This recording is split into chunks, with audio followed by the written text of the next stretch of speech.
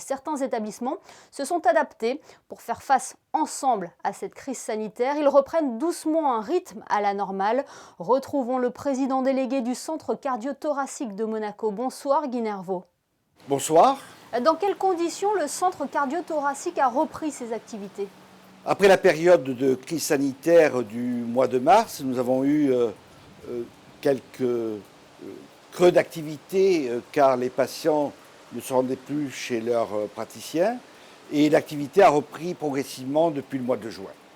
Et tous les services sont désormais opérationnels? Tous les services sont opérationnels. Nous accueillons beaucoup d'urgences. Un tiers de nos admissions, ce sont des patients qui ne sont pas programmés. Donc c'est dire l'importance de l'activité dite d'urgence ou semi-urgence. Comment vous avez été associé à cette gestion de la crise sanitaire? Alors le gouvernement a mis en place une cellule pour gérer la crise sanitaire. Nous sommes dédiés et spécialisés dans la prise en charge des pathologies cardio-thoraciques et vasculaires, en complémentarité avec le centre hospitalier Princesse Grace, qui est l'établissement de première intention. Nous sommes en deuxième intention de l'hôpital Princesse Grace pour accueillir des patients Covid-19 ou suspects nécessitant des soins de notre domaine de compétences cardiologiques ou vasculaires. Et vous en avez accueilli pendant la crise? Oui, bien sûr. Alors, bien évidemment, beaucoup de patients suspects, mais également des patients Covid-19 qui ont été pris en charge dans notre établissement. Vous êtes prêts en cas de deuxième vague, on va dire? Nous sommes prêts, nous sommes organisés depuis déjà donc, le mois de mars. Nous avons consacré un service de 4 lits pour accueillir des patients suspects au Covid-19. Et nous avons également en réanimation 2 postes, 2 box isolés qui nous permettent d'accueillir dans des conditions optimales des patients atteints de Covid-19.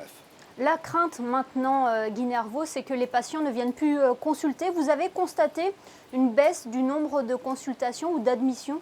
Oui, bien sûr. On a constaté pendant la période de confinement une baisse de nos admissions, aussi bien au CHPG que nous. D'ailleurs, le professeur Atul Patak et le docteur Armand Ecker ont publié une étude là-dessus.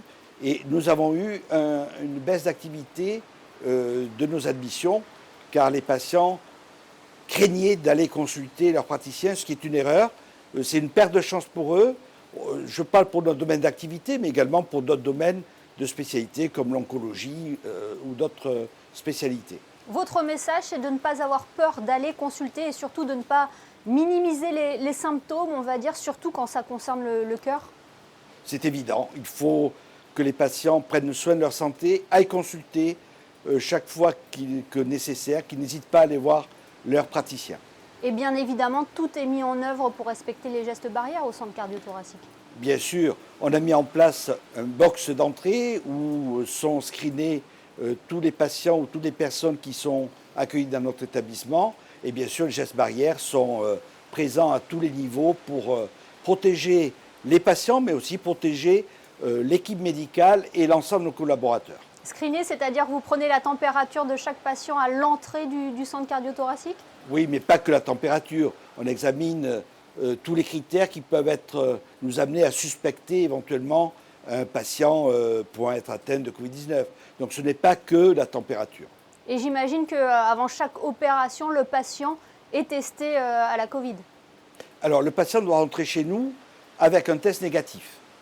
Si éventuellement il n'a pas pu le faire, on se charge de l'effectuer chez nous en le mettant dans une situation de protection.